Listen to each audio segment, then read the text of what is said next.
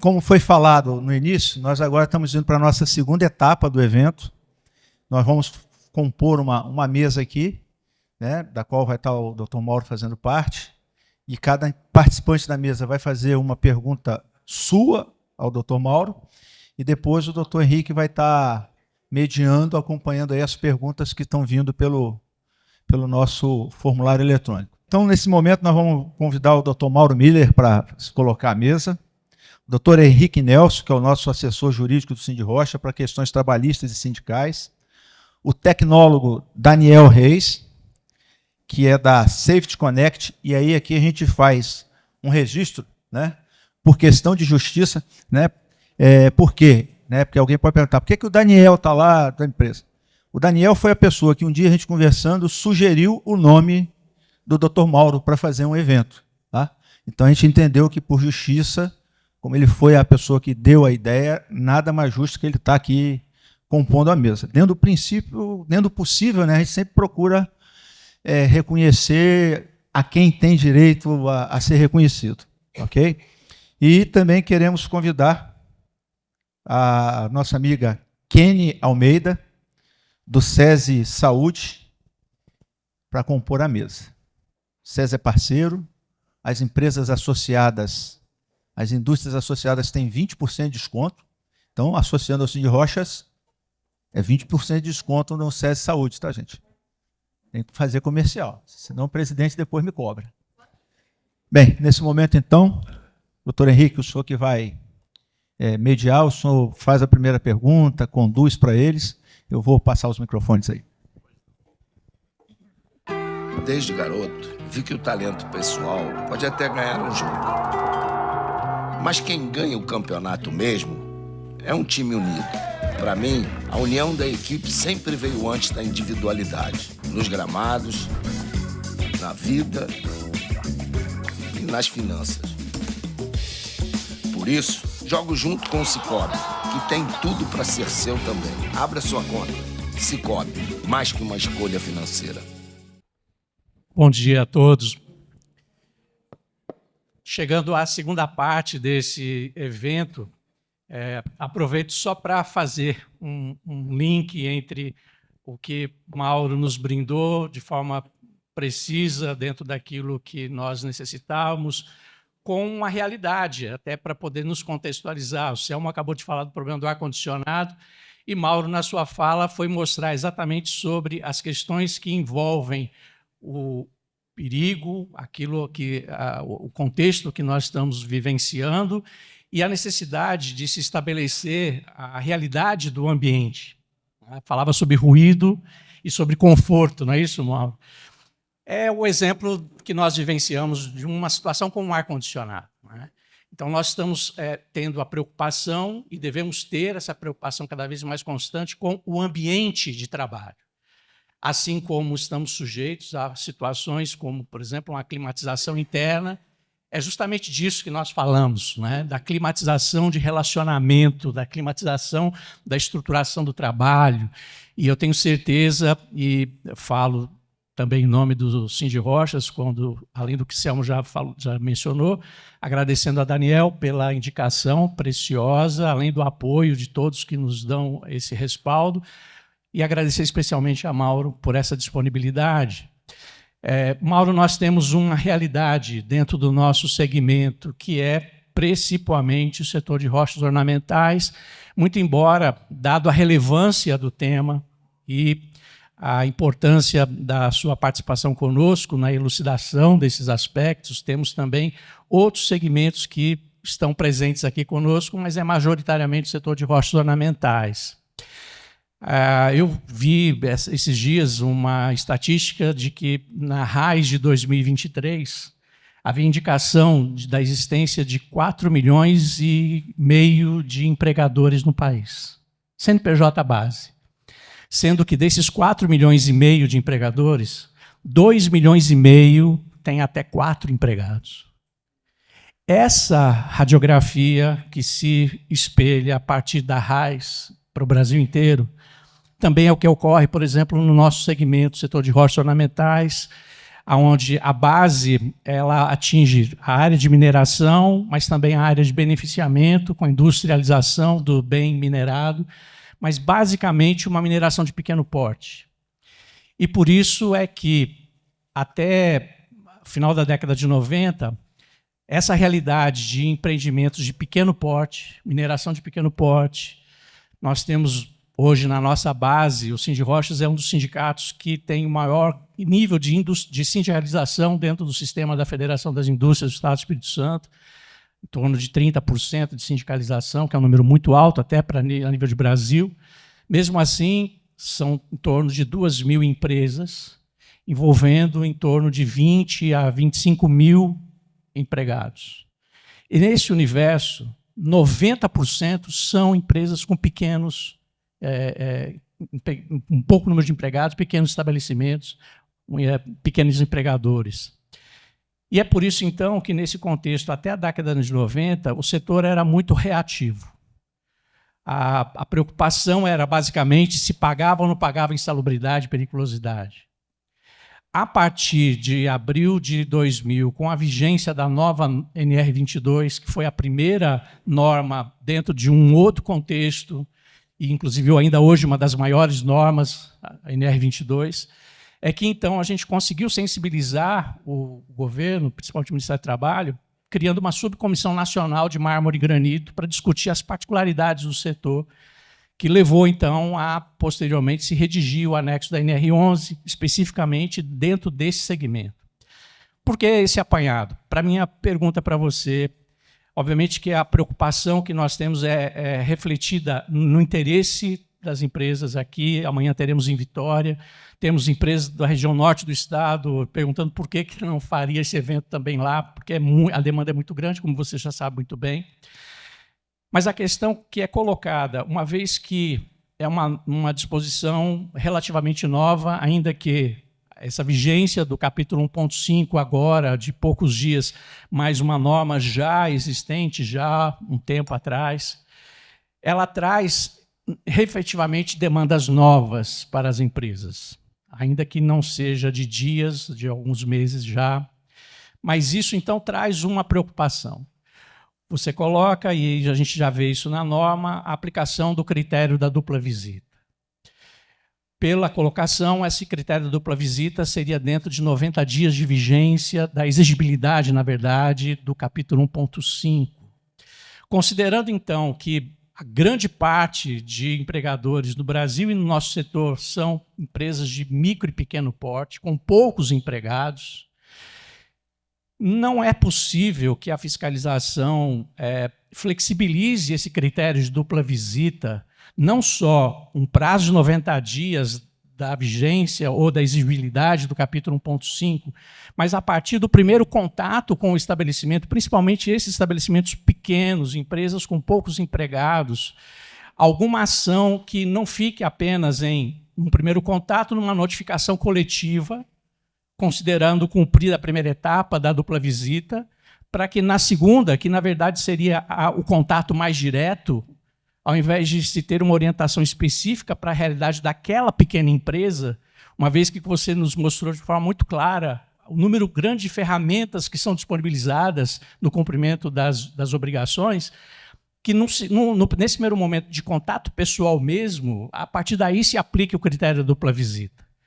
É possível, ou isso já está absolutamente fechado, como aplicar o critério da dupla visita, especialmente considerando pequenos empregadores que, mesmo que, eventualmente, em grau de risco 1 ou 2, não precisem aplicar um PGR, mas tenham que fazer o gerenciamento de risco ocupacional? Uma pergunta muito importante, obrigado pela pergunta. E realmente a gente precisa ter essa preocupação com as pequenas empresas, né? E aí, vou tentar fazer algumas reflexões aqui com vocês, né? Vamos começar pelo final, né? Para mim não me perder aqui na resposta a respeito do critério da dupla visita. Ele decorre de lei, então ele está previsto na CLT e está previsto no nosso decreto na inspeção do trabalho. Então nós não podemos mudar isso. São esses 90 dias mesmo, enquanto critério de dupla visita, né? Mas pelo fato de ser pequena empresa com até 10 trabalhadores, então nós precisamos entender assim, são 90 dias. Se o auditor fiscal do trabalho for lá nesses 90 dias, ele vai aplicar esse critério. Mas digamos que passou esses 90 dias, daqui 6 meses, e é uma pequena empresa, empresas com até 10 trabalhadores também têm direito a esse critério de dupla visita. Então, se for uma primeira fiscalização sobre gerenciamento de riscos ocupacionais e sobre ergonomia. Então, ele vai ter ainda esse direito. Então, o auditor fiscal ele vai ter no seu trabalho esse olhar, né, de orientação e de notificação. Então, esse é um primeiro aspecto, tá? A gente não fala nisso porque agora o principal critério é esse dos 90 dias, né, que nós precisamos atender por se tratar de uma lei nova. E a outra questão é a respeito do prazo, porque, veja, a dupla visita, ela significa que o auditor ele viu uma irregularidade, mas não vai autuar, como a própria legislação manda, né? A legislação ela é muito clara nisso, a cada irregularidade constatada deve ser feito o auto de infração. Pô, entrou na exceção da dupla visita. Então, o auditor ele vai notificar para correção. Quando ele notifica, esse é um processo que está lá na NR 28. Então, o auditor vai assinar um prazo para a empresa corrigir aquela irregularidade. Qual é o prazo que o auditor pode dar? Ele pode dar o prazo de, no máximo, 60 dias. Isso é o que está lá na NR 28 também.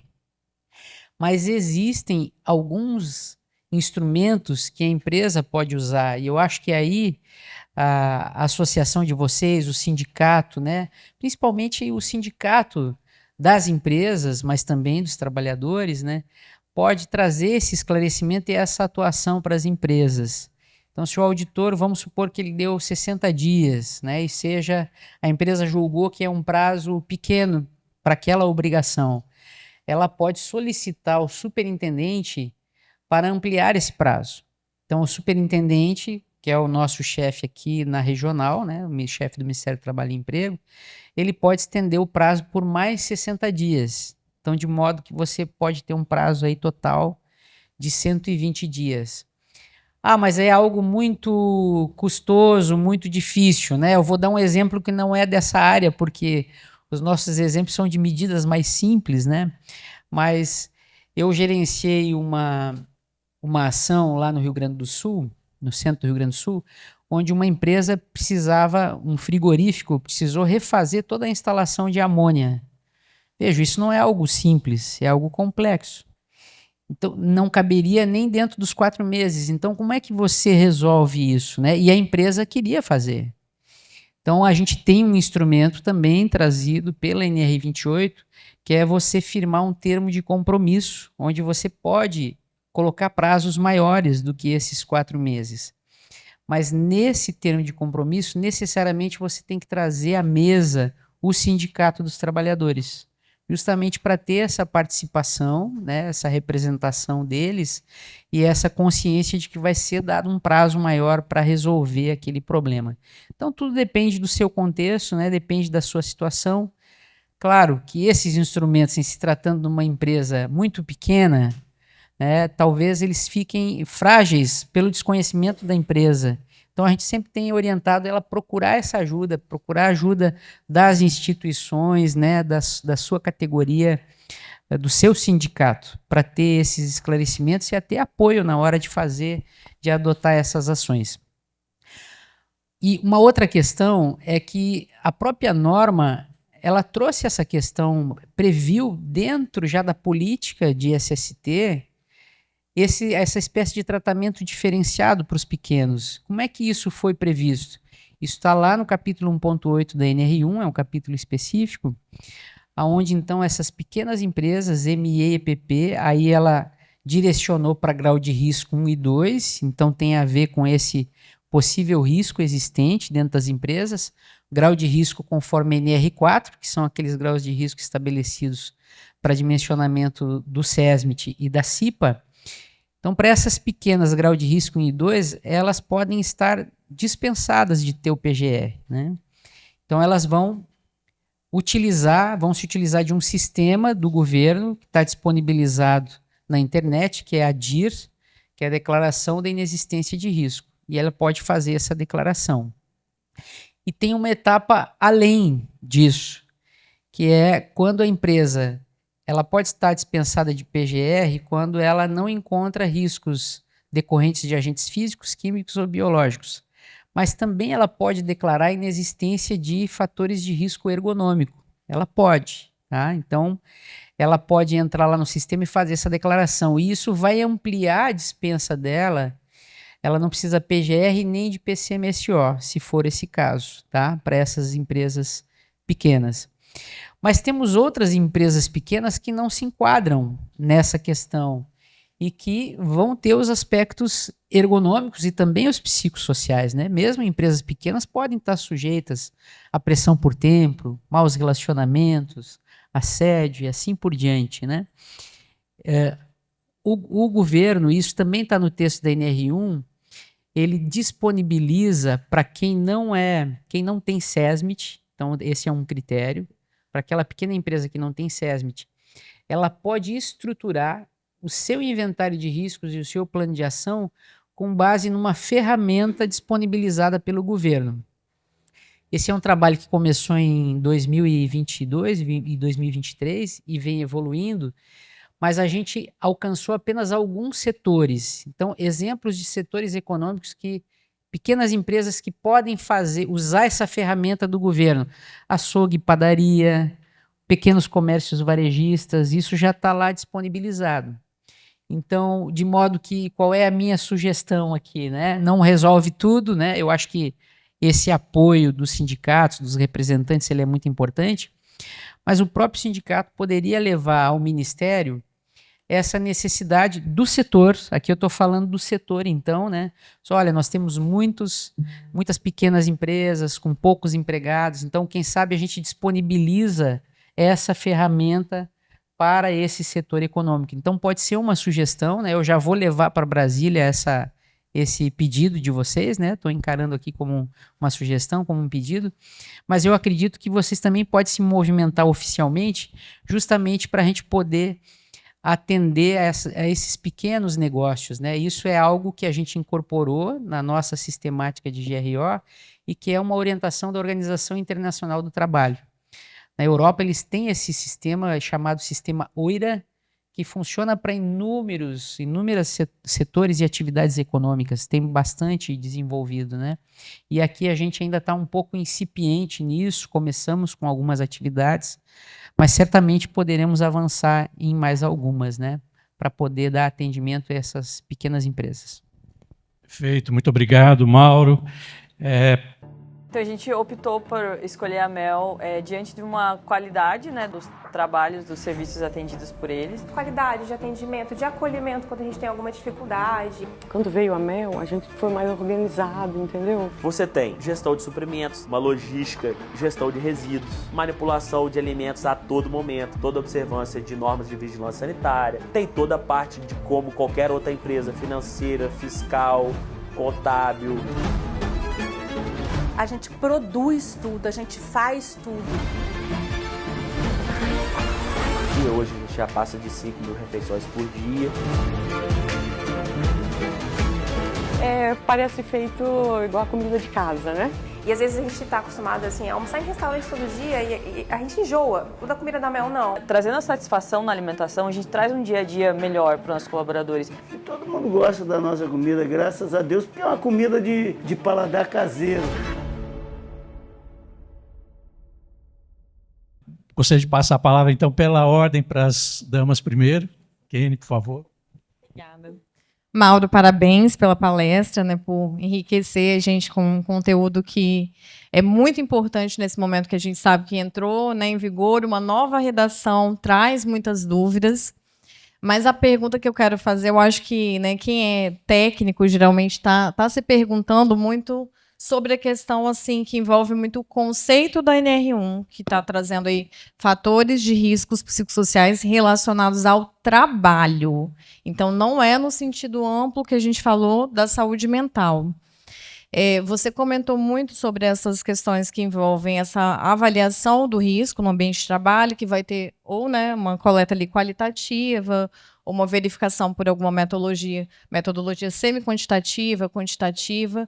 Mas a pergunta é, quando o auditor, de fato, chegar na empresa, e o auditor ele não consegue, né, normalmente, conversar com todos os trabalhadores. Então, ele não vai ter uma lógica de aprofundamento como quem fez o trabalho, quem executou ali, quem avaliou no dia a dia. Como o auditor ele vai conseguir separar aquilo que é a condição do trabalho do que é uma condição individual daquele trabalhador? A gente está hoje num mundo, né, muito acelerado. Se você perguntar para qualquer pessoa aqui, quem aqui tem muita demanda? Ninguém aqui vai falar que não tem. Todo mundo está sempre com muita demanda, mas aí existe o grau de urgência, de prioridade. Então, dependendo do trabalhador, né, se eu sou uma pessoa talvez ansiosa, ou eu imponho um ritmo muito acelerado à minha atividade, eu vou te responder de uma forma. Um outro trabalhador pode te responder de outra forma. E aí é onde está a linha. O que é o trabalho, o que não é o trabalho. Muito boa pergunta, muito obrigado. É uma questão muito importante e muitas empresas têm trazido essa preocupação. E isso decorre de uma questão fundamental, né? Todos nós aqui somos pessoas e ao se relacionar lá na nossa casa, eu sou o Mauro, né? Ao ir para o trabalho, eu continuo sendo o Mauro. Todos nós somos a mesma pessoa, né? E a gente tem esses múltiplos relacionamentos e atividades, né? Eu não deixo de ser. Mas você tocou no ponto fundamental. O foco não é o estado de saúde da pessoa, a condição da pessoa em termos de saúde mental. Se nós fôssemos falar assim de uma forma mais simples, até num trocadilho, né? O que o auditor fiscal do trabalho vai procurar, né, nesse trabalho de auditoria não são sintomas da pessoa, ele vai procurar sintomas do estabelecimento, da organização, das atividades de trabalho. Então esse é o foco e nós temos passado isso de uma forma muito clara para os colegas também, né? Como a gente fala aqui com vocês, também para os colegas. Como é que o colega vai evitar esse possível viés, né? Que foi o exemplo que você trouxe. Em determinado setor ele conversou com uma pessoa que tinha uma visão que não é a mais correta, vamos dizer, dentro daquele ambiente, ou que está com um viés muito pessoal, né? Da sua condição pessoal. Então, o auditor, vejam, ele vai utilizar esse relato como um elemento, como uma evidência.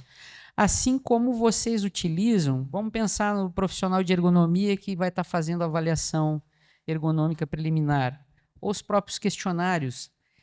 Eles trazem a percepção das pessoas, mas você vai levar aquilo em consideração, mas você tem que olhar para a realidade do trabalho. Então, onde é que o auditor vai se basear? Ele não vai se basear apenas naquele relato. Ele vai olhar para a documentação da empresa, ele vai olhar para alguns sinais de alerta, né? A gente poderia chamar de indicadores, mas como em gestão também a gente tem muitos indicadores, poderíamos entrar numa discussão sobre indicadores, né? Eu gosto de chamar de sinais de alerta. Então, no exemplo que você trouxe de muitas demandas, o auditor vai olhar, opa, tem prestação regular de horas extras? Né? Ele vai começar a olhar para algumas evidências. Em relação a outros aspectos, ele vai olhar, tem muito afastamento aqui? Quais são os tipos de afastamento que existe aqui em relação a esse setor? Existem reclamações? Existe na empresa um canal formal de queixas, por exemplo? Ele pode também buscar essas queixas. Outra fonte, na empresa que tem CIPA, ele pode ir lá na CIPA e olhar as atas das CIPAs, as últimas 2, 3 atas. Vamos ver quais são os problemas que estão sendo trazidos pelos trabalhadores aqui em relação à CIPA. Números de rotatividade e assim por diante. Então, são todos elementos que o auditor vai buscar. E vejam, nesse aspecto, o trabalho do auditor ele não é diferente do diagnóstico que tem que ser feito. Porque quem estiver fazendo a avaliação ergonômica preliminar deveria fazer esse levantamento anteriormente, né? Verificar esses indicadores de alerta para poder ver em que setores, que áreas, quais são os indicativos de perigos que tem ali naquele setor, relacionados ao trabalho, né? Então, nesse aspecto, assim como as empresas deverão focar nas questões relacionadas ao trabalho, o auditor também vai ter esse olhar, né? Essa preocupação de não dar atenção demasiada a esses relatos individuais, quando eles não tiverem a ver com o trabalho, né? Então, claro, se for alguma coisa que o trabalhador está trazendo que é pertinente ao trabalho, ele vai olhar, mas sempre tendo isso em consideração, olhando para essas outras evidências, olhando para a documentação da empresa e para como o trabalho está acontecendo. Então, se houver algum extremo, algum desvio, certamente o colega vai poder considerar dentro desse contexto, né? Mas, para acrescentar apenas que todos os colegas novos que entraram, 850 colegas que já ingressaram agora no Ministério recentemente, eles foram treinados com essa visão, por mim e pela colega Odete, lá de Minas Gerais. Então, exatamente as mesmas questões que a gente está trazendo para vocês, a gente está levando para eles, para a gente ter uma orientação, um olhar mais uniforme em todo o país para essas questões. Obrigada. Humano no toque, ultramoderno na estrutura. No Hospital Unimed, o cuidado é o centro de tudo. Com dedicação, buscamos ser a referência todos os dias. Com sensibilidade, transformamos atendimento em acolhimento. Unimos o que há de mais avançado com o que há de mais humano. Por aqui, o futuro da saúde caminha de mãos dadas com a essência do cuidar. É Hospital Unimed, humano e ultramoderno. Unimed Sul Capixaba, com você sempre. Mauro, prazer falar com você. Você, graças a Deus, conseguiu, né? Uma luta, mas o pessoal conseguiu. Parabéns, pessoal do sindicato, acho que foi legal. Eu vou voltar para a minha área ergonômica, né, de especialidade. Dentro dessa condição, na sua tese de mestrado, a gente que acompanha, quem lida com ergonomia, né, eu lido há 9 anos com ergonomia, lá em 2017, né, dentro do E-Social, que a parte ergonômica tirou, né, mas toda a publicação foi uma publicação que você fez ali, né, desenvolveu.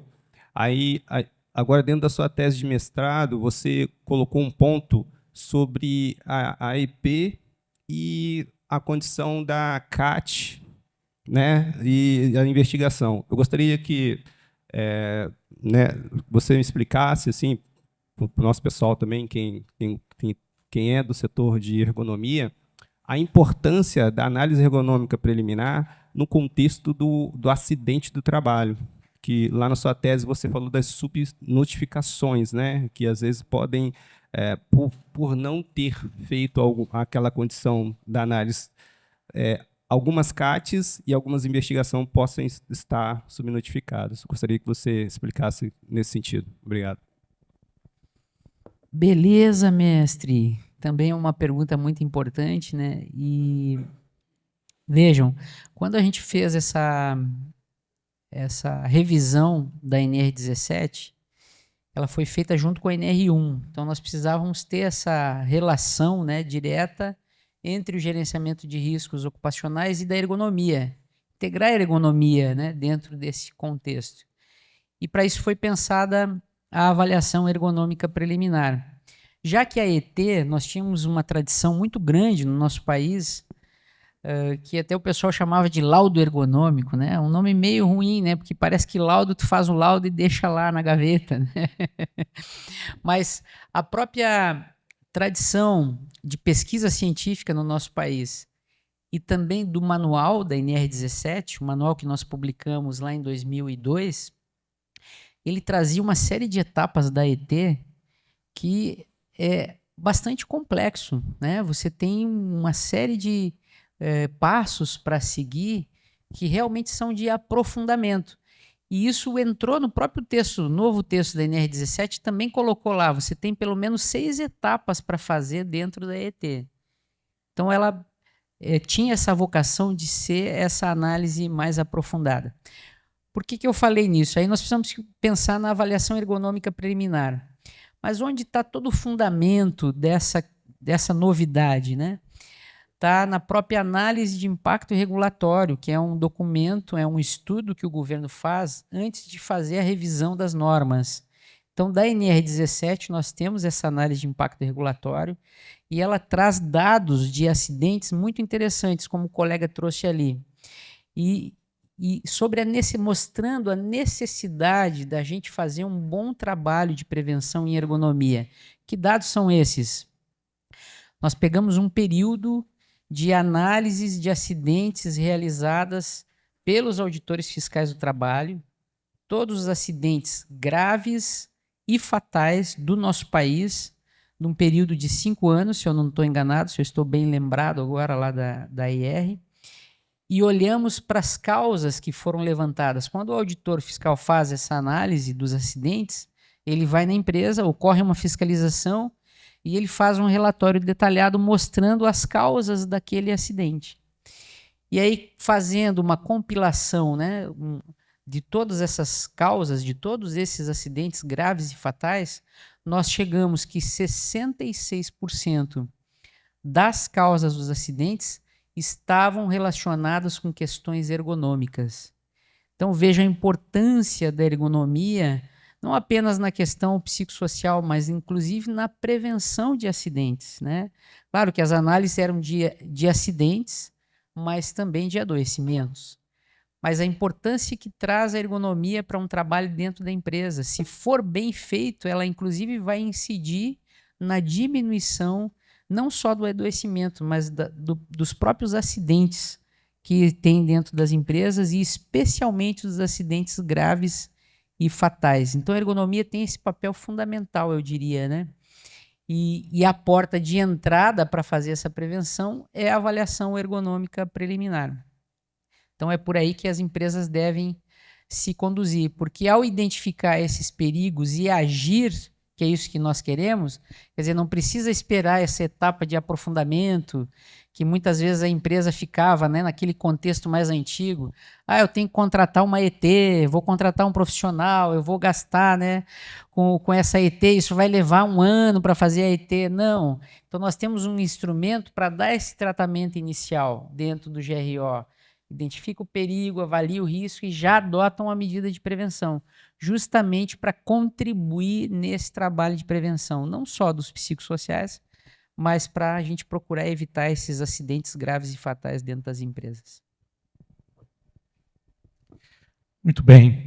Nós temos, dentro do formulário eletrônico de acolhimento das perguntas, com o link, são basicamente 16 perguntas já, que a primeira diz respeito ao procedimento de gravação desse momento, e isso, com certeza, depois o Selmo Cindy Rochas vai estar posicionando a todos. Então, eu gostaria de já passar para as perguntas que temos, e temos algumas que foram feitas, mais de uma pergunta por pessoa, então eu só peço que quem fez mais de uma pergunta, eu vou fazer uma, depois volto à medida que a gente tenta atender a todos que fizeram algum questionamento. Por exemplo, Flávio pergunta, a primeira pergunta do Flávio, no início do E-Social era utilizada a tabela 23, onde já constava riscos psicossociais. Tem alguma previsão para voltar a ser obrigatório o envio dos psicossociais ao E-Social? E ainda, caso em uma fiscalização seja identificado um documento ruim, onde faltam informações relevantes ou um questionário que não seja validado, como seria a fiscalização? Muito obrigado pela pergunta. Antes de respondê-la, vou fazer uma observação até para, se a gente não tiver tempo de responder todas, né, eu peço que a organização me passe elas, porque a gente tem em andamento perguntas e respostas. Então, eu posso incluir lá na lista. Já temos cerca de 200 perguntas, né? Então não custa a gente incluir mais algumas, né? Mas talvez também muitas delas se repetem, né? Mas é importante para a gente também fazer eco, né, a participação de vocês, né? Trazer a repercussão da participação de vocês nesse processo. Em relação ao E-Social, não tem nenhuma previsão, nenhuma chance nesse momento de volta, né, dessa questão para o E-Social. Então fiquem tranquilos, tá? Não tem nada relativo ao E-Social. né? Isso foi modificado lá atrás, no passado, houve esse recorte e ele ficou totalmente com esse viés previdenciário, né? O que existe de conversas, mas são muitas, uma conversa assim muito incipiente, muito inicial, lá na parte da CTPP, que é essa comissão que coordena todo esse processo de revisão de normas, uma conversa tipo assim, seria interessante ter alguma forma de ter essas informações das empresas a respeito de SST. Mas é só isso, seria interessante. Não tem nenhuma iniciativa também concreta a respeito disso, tá? E ninguém está buscando esse retorno para o e-social dessas informações. Então, quanto a isso, fiquem bem tranquilos. E a outra questão era se constatado um documento que não esteja... aí, se for dentro desses 90 dias, vai ocorrer dentro da dupla visita. Então, o auditor vai apontar essas irregularidades e vai notificar a empresa para corrigir isso, tá? Se for já fora dos 90 dias e não tiver nenhum outro critério de dupla visita, né, aí poderá ser autuado, né? O que o auditor pode discutir em relação às metodologias, né? Eu acho que fazia um pouco parte da pergunta aí também, desses questionários. O auditor, ele não vai dizer qual é o questionário que você vai usar, né? O Ministério já escreveu isso no próprio guia, né? No nosso manual, o Ministério ele não indica, não recomenda nenhuma dessas metodologias, mas ele quer que seja uma metodologia cientificamente validada, né? Então, caso você está utilizando lá um questionário que foi gerado, que foi criado, que não tem essa validação científica, aí sim o colega vai poder questionar com base nas próprias orientações do Ministério.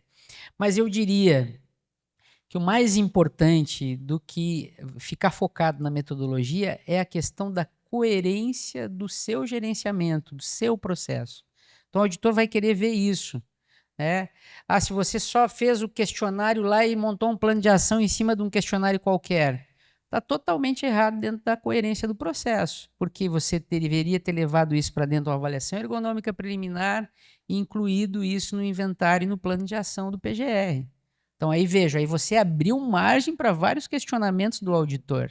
Então, tenha atenção nisso, tá? Entre aquelas ações que você está fazendo, mas também com essa coerência, com essa conformidade com o que prevê NR1 e NR17. Então, o foco mesmo do auditor vai ser nessa coerência e como você está colocando em andamento esses processos. Pois não.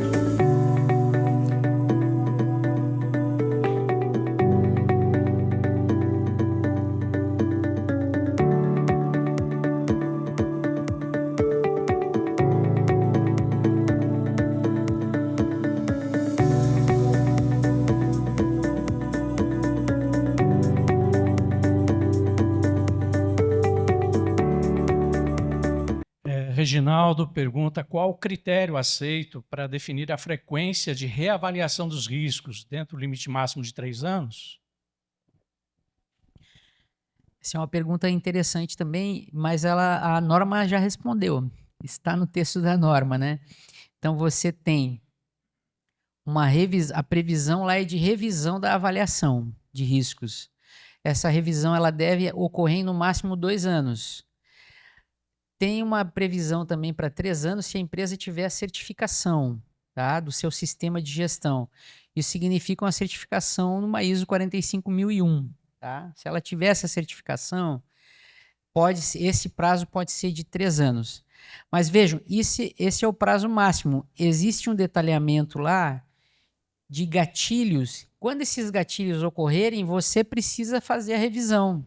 Você não pode esperar os 2 anos. Então, um deles é o caso de legislação nova. Entrou texto novo em vigor, você precisa revisar. Então, agora todo mundo vai estar em processo de revisão. Tá, revisou, cristalizou aquela determinada situação, né, que você identificou, avaliou e tratou. Aí, chegou lá numa determinada atividade aqui da extração de rochas, houve uma modificação na atividade, entraram com uma ferramenta nova. Opa, tenho que refazer, tenho que revisar a avaliação. É a modificação das atividades, dos processos, é um outro critério. Numa determinada empresa lá aconteceu um acidente grave. Aí eu tenho que refazer, quando ocorre acidentes de trabalho e adoecimentos. Então, você tem que ficar atento à empresa, né? Quando eu digo você aqui, eu estou falando da empresa. A responsabilidade é sempre da empresa. Ela tem que ficar atenta a esses gatilhos, ficar monitorando. Se um deles acontecer, por isso que o acompanhamento é permanente. Não é uma coisa que você vai fazer um documento e deixar na gaveta. O GRO mudou tudo isso, gente. Não é documental. Então você precisa ter um acompanhamento e verificar esses gatilhos. Opa, aconteceu um gatilho desses, eu preciso fazer a revisão. Tá? Perfeito. Sabrina pergunta se, além do questionário de levantamento, necessita ter a participação dos funcionários após isso, antes de ser lançado no PGR, os riscos psicossociais? Sim, você precisa ter a participação dos trabalhadores, porque, vejam, aqui é aquele erro que a gente imagina, que o questionário ele resolve. Não. O questionário ele é um instrumento que você tem que levar para a EP. E a EP não é só da organização do trabalho, é de todas as outras condições. Então, se eu estou usando o questionário para dizer que teve a participação do trabalhador, mas teve só em relação ao psico e as demais condições de trabalho. Foi o item que eu apresentei para vocês de verificação, de irregularidade. Então, aqui a empresa pode estar deixando um espaço ali, né, para o auditor constatar a irregularidade. Opa, não teve participação aqui sobre movimentação de cargas, nos aspectos de mobiliário, nos aspectos de condições de conforto. Tudo isso é obrigatório na EP, junto com os psicossociais. Então, vejam, não cometa esse erro de pular do questionário para o PGR. Não, você tem que passar pela EP. E ali você evidencia essa participação. Bom, no psicossocial foi um questionário, teve a participação, ok, mas em relação aos outros aspectos. Então é importante garantir isso também. Marilene pergunta como seria a fiscalização do poder público com os seus servidores. Essa é uma questão muito importante também, uma questão que ainda está... Nós não temos uma solução definitiva, né? As NRs, elas são de aplicação obrigatória para relação seletista. Então, é empregador e empregado. E em muito serviço público ainda a gente tem trabalhadores seletistas, mas não é comum, né? Ainda temos um resquício. A maioria são de estatutários, que é uma outra relação de trabalho. E ainda está em discussão a questão de obrigatoriedade do cumprimento dessas NRs, né, de segurança e saúde. Tem um tema que está em julgamento no STF, eu acredito que logo deve sair uma decisão sobre isso. E a nossa defesa lá junto ao STF é que o STF, por força de previsão constitucional, nós temos lá a previsão de que devem ser reduzidos na Constituição, né, os riscos inerentes ao trabalho para os trabalhadores urbanos e rurais. Então, ele não faz distinção. E também temos os artigos específicos a respeito dos servidores estatutários, que também teriam esses mesmos direitos. Então, a nossa expectativa é que o STF ele pacifique isso e diga, olha, para os estatutários também valem as normas de segurança e saúde. Se o STF pacificar esse entendimento, as próprias NRs já estão prontas para isso. Se você observar na NR1, nós temos um capítulo, que é o capítulo 1.2, campo de aplicação, ele já prevê um item lá. aplicam-se as disposições da CNR às demais relações de trabalho, desde que previstas em lei. Então, isso, se o STF assim decidir, já vai trazer para o âmbito federal.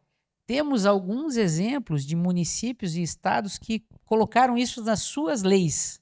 Aí já aplica, porque a NR1 está lá dizendo isso, né? Se o município disse, olha, aqui se aplicam as questões de segurança e saúde, se aplica as NRs, já aplica diretamente por força dessa previsão da própria NR1.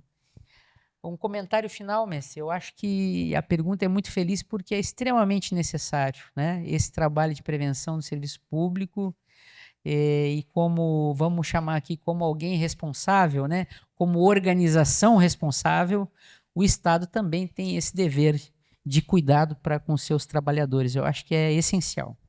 Com certeza. Desde garoto, vi que o talento pessoal pode até ganhar um jogo. Mas quem ganha o campeonato mesmo é um time unido.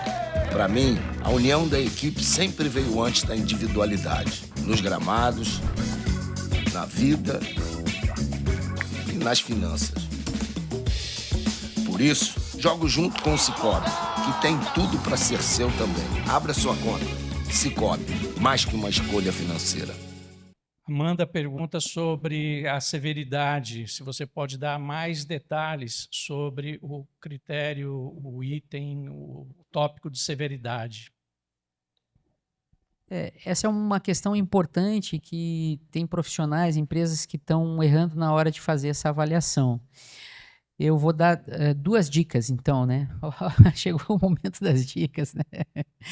O colega falou antes ali da minha dissertação de mestrado. Lá na dissertação de mestrado, eu desenvolvi um modelo dessa integração da EP com o GRO. E aí, como tem empresas que podem estar dispensadas de PGR, no modelo consta um anexo aonde tem, para essas empresas que não precisam ter PGR, as gradações de severidade, de probabilidade, níveis de risco, classificação de risco. Então, é um modelinho para essas empresas, mas que também pode ser utilizado como fonte de inspiração para os profissionais e para as demais empresas. Tá?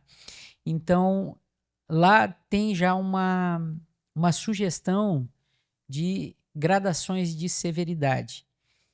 Qual é a segunda dica? Né? A primeira dica é essa, você pode ir lá olhar, né, daí de uma forma mais concreta, né, visualizar isso e ver os critérios que eu sugeri, com base na pesquisa científica, né, as fontes, as referências estão lá. A segunda dica é, sempre que você for fazer essa avaliação, avalie primeiro a severidade, deixa a probabilidade para depois, para você poder separar. Você, na hora da severidade, você não olha para o ambiente, para as características do ambiente, para as características da exposição, porque isso vai te ajudar a separar, não vai contaminar a sua avaliação de severidade. E aí você vai olhar para a natureza das possíveis lesões ou agravos. Então você vai olhar para as consequências daquele perigo. Então, no caso, vamos pegar um exemplo aí, transtorno mental Ler-Dort, falando de uma forma genérica, né? E você vai verificar o potencial de dano dessas consequências. Então, digamos que eu considere lá na minha empresa que o maior potencial de dano daquele perigo é a Ler-Dort. Então, eu vou colocar isso dentro de uma gradação. A gradação de severidade, ela é mais simples que a probabilidade, porque, vejam, qual é o maior potencial de dano que pode acontecer para uma pessoa no trabalho? Morrer. É óbito, não há dúvida, né? E qual é o menor potencial de dano? Um simples desconforto, um incômodo. Não chega a ser uma lesão, vamos dizer assim, né? Não chega a ser uma possível lesão. Então você vai transitar entre esses 2 extremos e estabelecer as gradações.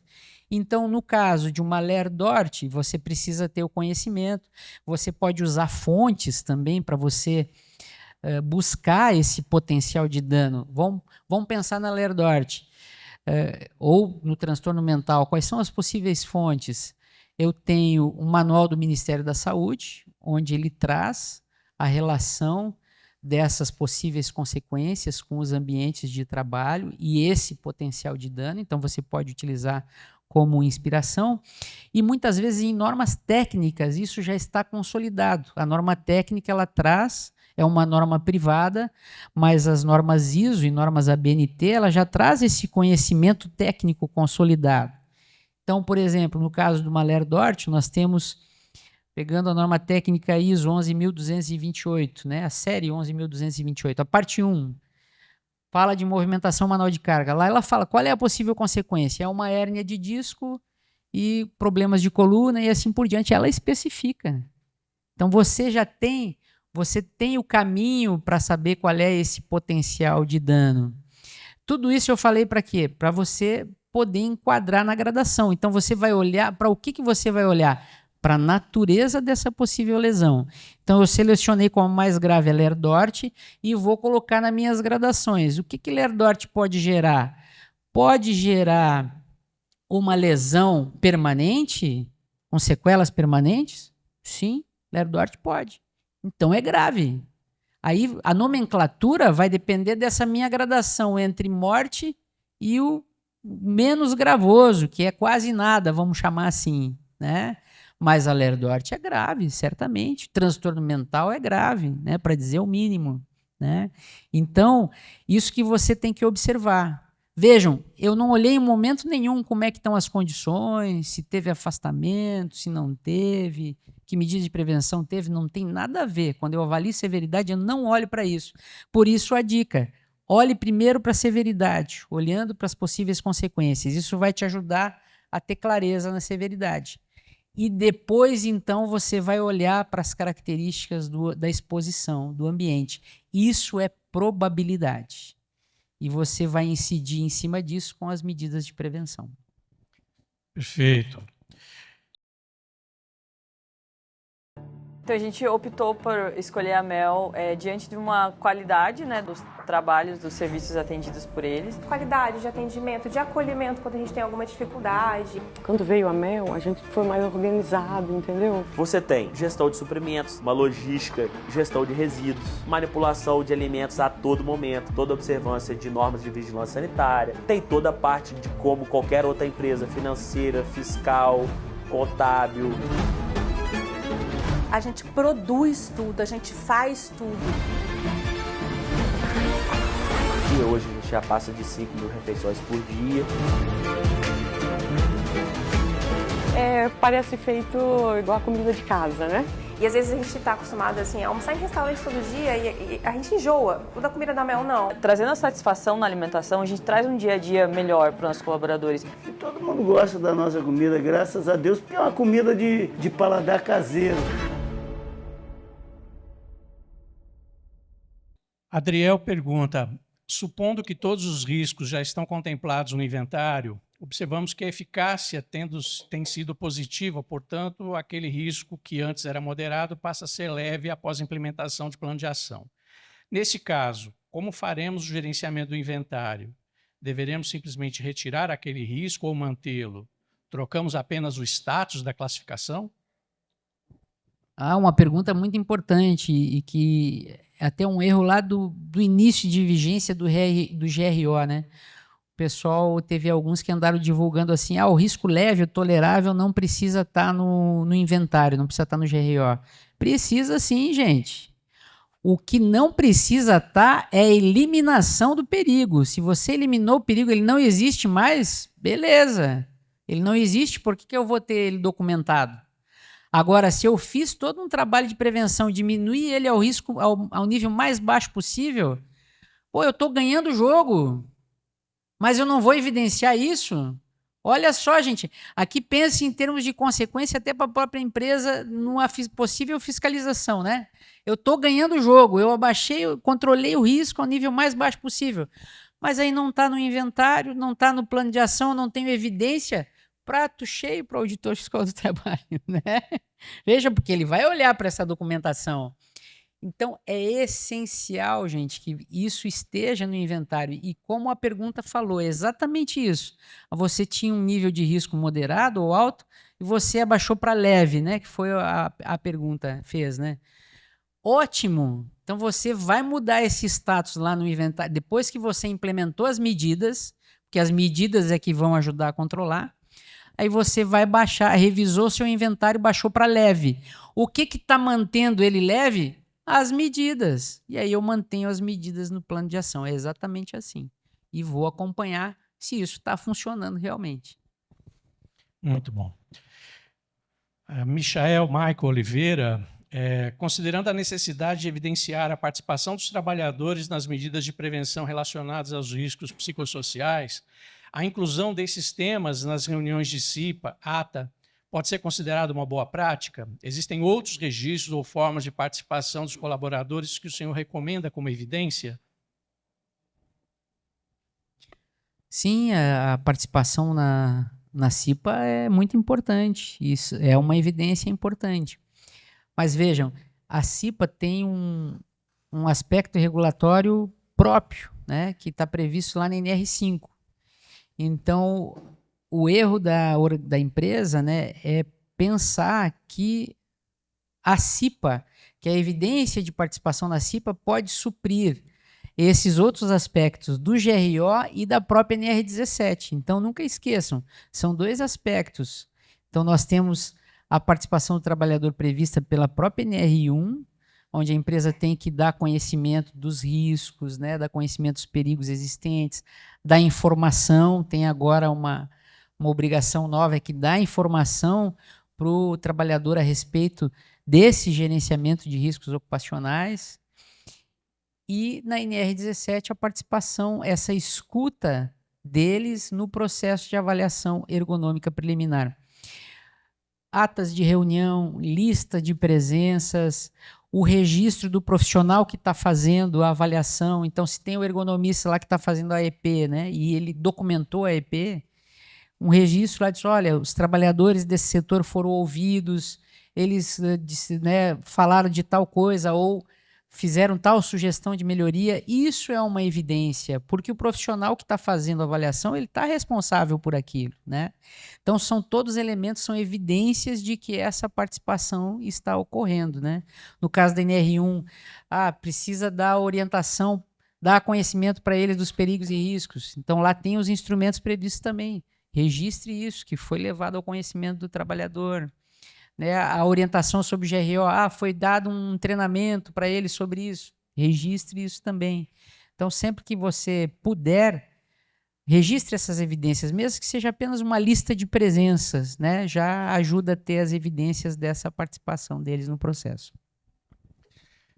Ana Clara pergunta, ao incluir assédio de qualquer natureza como risco psicossocial, a empresa está apenas reconhecendo uma possibilidade de ocorrência para fins preventivos ou isso pode ser interpretado juridicamente como admissão de que existe assédio no ambiente de trabalho, já que assédios configuram como crimes?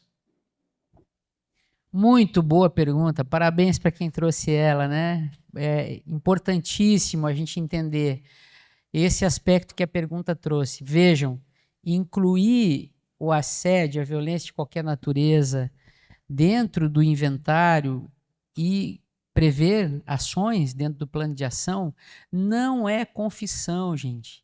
As empresas têm que parar de querer, né, eu falo aqui até, tem muitas representações que estão indo nessa linha. O assédio é crime, não podemos reconhecê-lo. Gente, não tem nada a ver uma coisa com a outra, né? Não vamos confundir alhos com bugalhos. Se trata da prevenção. O que a empresa quer? Que a empresa e o governo também quer, é que ele não aconteça. Vamos pensar aqui, mal comparando, porque são áreas diferentes.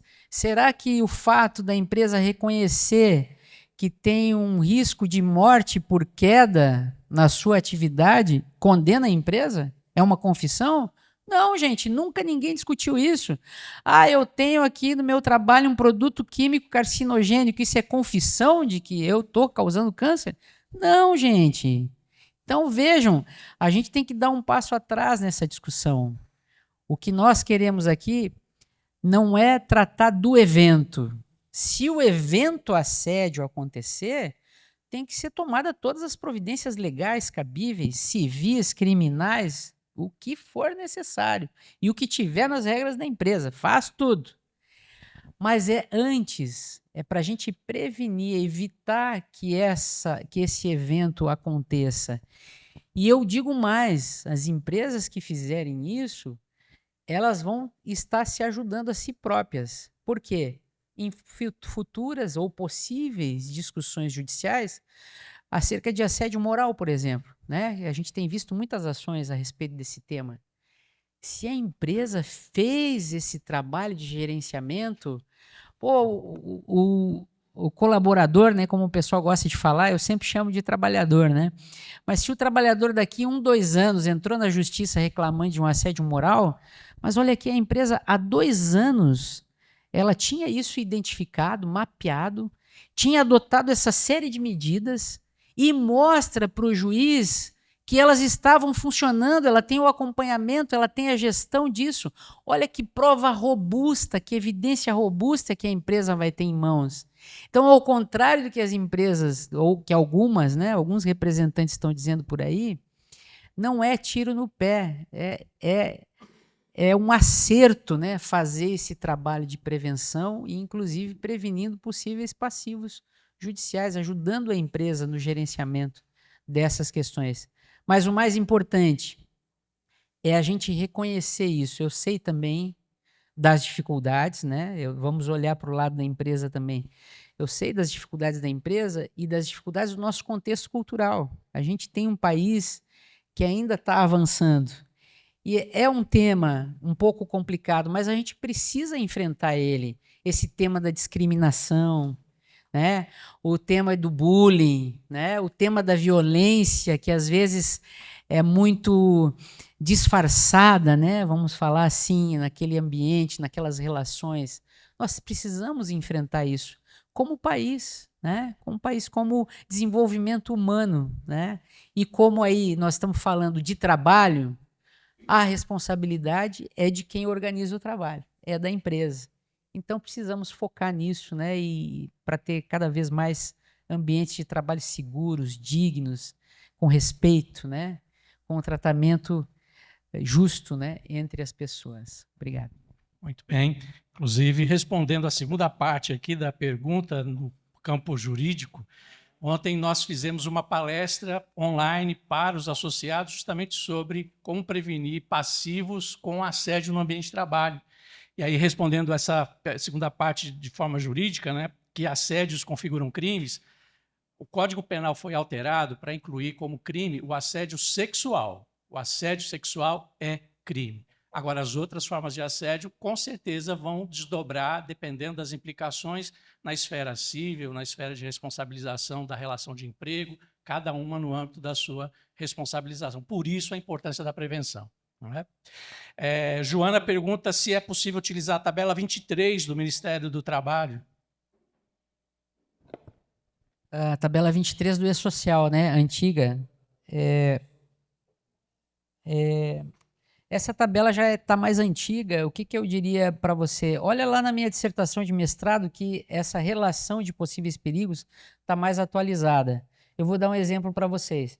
Lá na tabela 23, me parece que tinha insatisfação no trabalho, uma coisa assim. Insatisfação não é perigo, gente, é um resultado.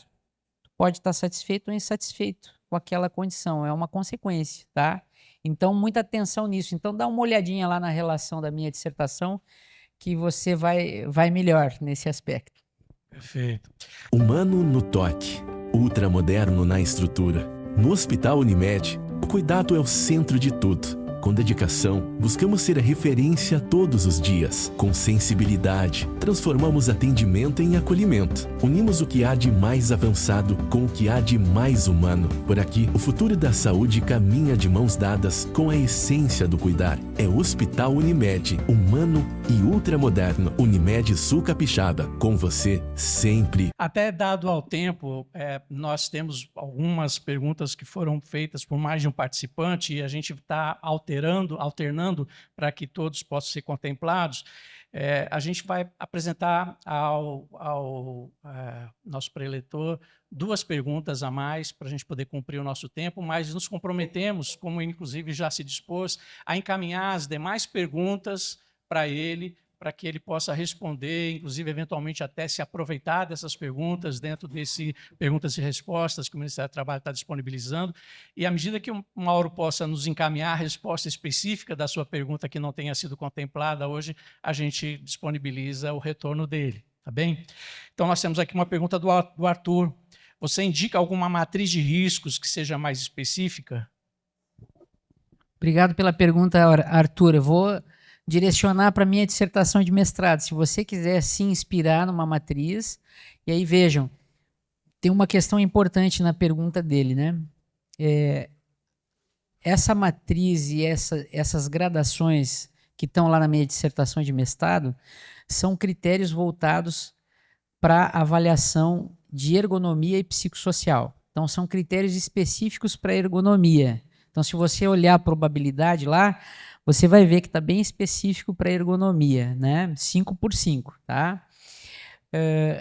Mas você, como... Vamos falar que se eu fosse um ergonomista, né, e estivesse fazendo trabalho numa determinada empresa, eu preciso ter os critérios com que eu vou fazer essa avaliação, mas eu preciso olhar necessariamente para os critérios, para as gradações do PGR da empresa. Por isso que eu coloquei lá no início, olha, a primeira etapa é o PGR da empresa. Aí eu vou chegar para fazer a EP. Eu tenho que usar esses critérios da empresa, essas gradações da empresa. Como é que eu vou fazer isso? Então, eu estou usando aqui a matriz lá da minha dissertação, é 5 por 5. Cheguei na empresa, é 4 por 4. E os nomes das gradações é diferente. Eu uso o alto, ela usa lá elevado. Vamos dizer assim. O que eu faço? Eu tenho que me adaptar ao PGR da empresa, não é o contrário, gente. Então, muita atenção nisso. O que vale é o PGR da empresa, é isso que está na NR1. Então, eu vou pegar esses meus critérios e vou adaptar essas gradações. Eu vou usar o critério de ergonomia, tá? Porque eu estou avaliando questões de ergonomia, mas com essas gradações da empresa, ou seja, eu vou adaptar esses critérios para caber na matriz 4x4 que a empresa tem, certo? Porque é isso que vai garantir a integração, que é o que a NR1 quer.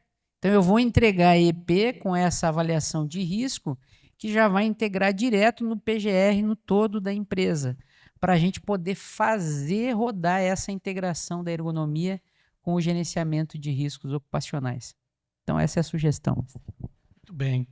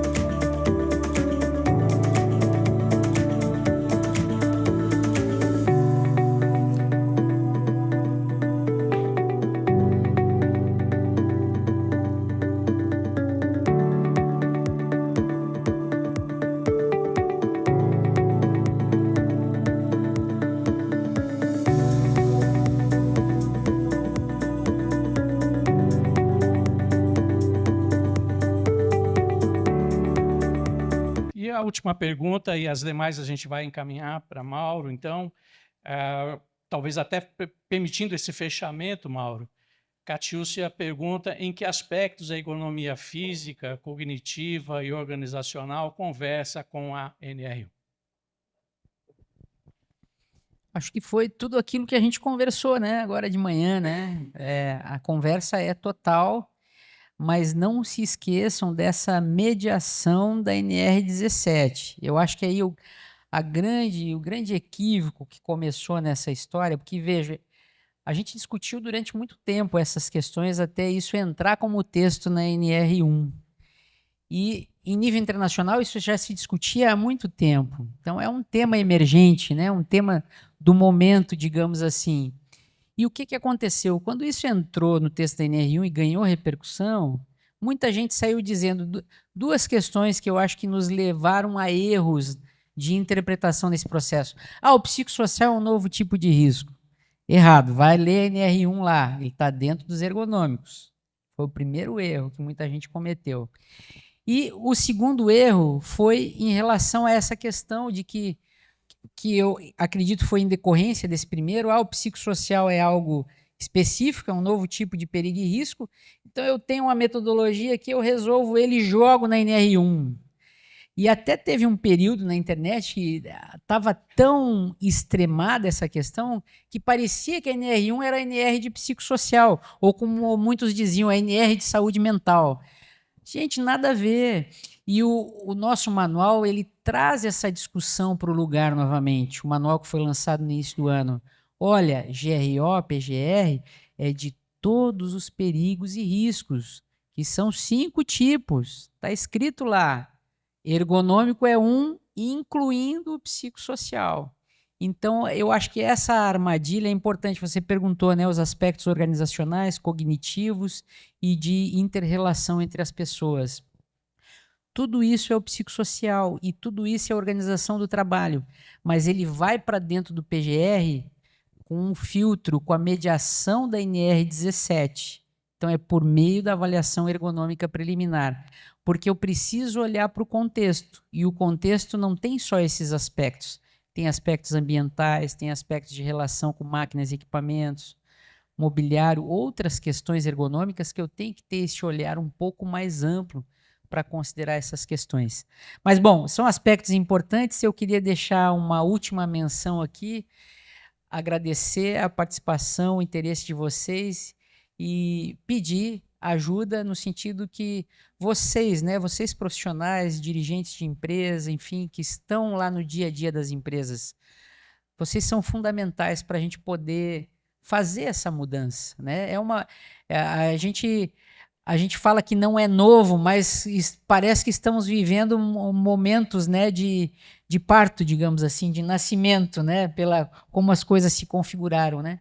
E eu acho que a atuação de vocês lá em cada local de trabalho, em cada empresa, ela é fundamental para a gente realmente fazer essa mudança, para a gente considerar os aspectos psicossociais, fazer a integração da ergonomia com SST e chegar onde a gente quer, ter ambientes de trabalho mais seguro e mais saudável para todos, com produtividade, com resultado para as empresas. Muito obrigado.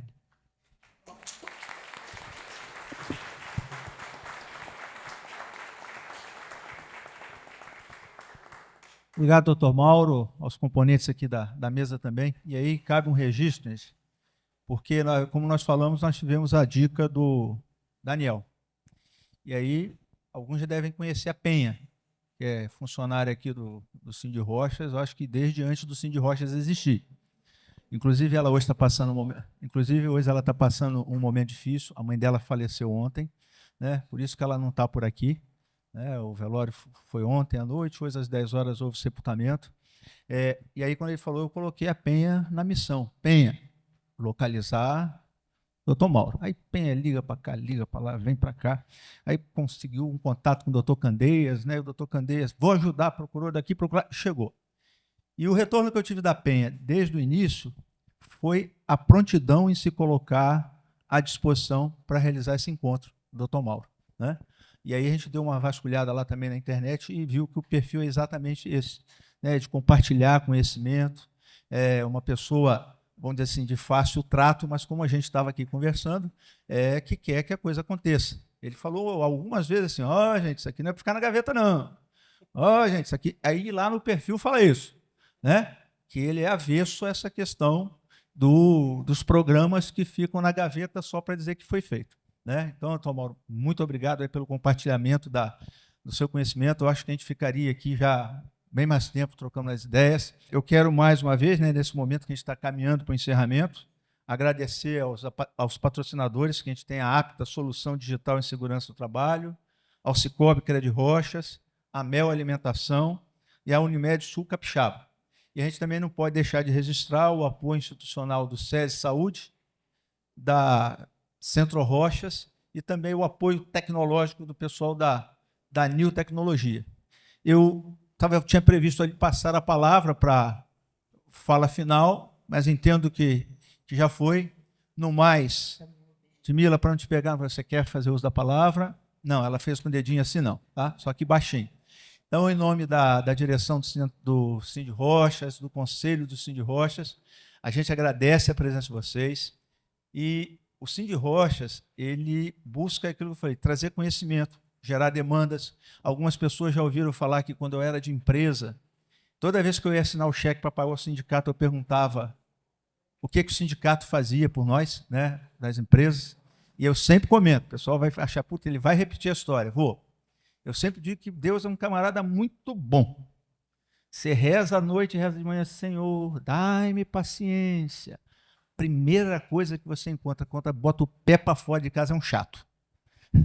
Aí você fala, Senhor, eu te pedi paciência. Ele, pois é, meu filho, eu estou te dando a chance de exercitar. Então, como eu fazia essa pergunta, ele me mandou para cá, né? Então, a gente sabe hoje que assim, é um varejo muito grande e que a gente se coloca à disposição de levar demandas, questionamentos. Se alguma coisa começar a ir por outro caminho, a gente precisar conversar com o doutor Mauro, eu tenho certeza que ele não vai se furtar a gente conversar. Tá? Então, vocês podem demandar, o Cindy Rochas está à disposição. O nosso papel é esse, é tentar tornar a vida das empresas mais fáceis. E, para isso, a gente precisa da participação de todo mundo. Porque a gente, às vezes, faz umas pesquisas, doutor Mauro. Vamos pesquisar sobre absenteísmo, rotatividade. Aí a gente manda a pergunta. Não vem resposta. Passa uns meses, aquela pessoa que teve a oportunidade de responder e não respondeu, fala assim, você pode me dizer qual é o índice de rotatividade do setor? Aí eu tenho que falar assim, não, porque as empresas não respondem. Mesmo com o compromisso da gente fazer isso de forma anonimizada. A gente não vai sair por isso, dizendo, a Decolor está com tanto de rotatividade, a Magban está com tanto de absenteísmo, a Angramar está com tanto, Panorama está com tanto. Nosso objetivo não é esse, é exatamente dar ferramentas para que vocês possam cada vez melhorar a gestão da empresa. Porque se eu sei que minha rotatividade está acima do que é uma média do setor, tem alguma coisa aqui que eu preciso ver. Né? Então, isso aí são ferramentas, são indicadores, são formas da gente gerenciar as pessoas, gerenciar as empresas. Ok? Então, muito obrigado a vocês. Nos procure a hora que vocês precisarem.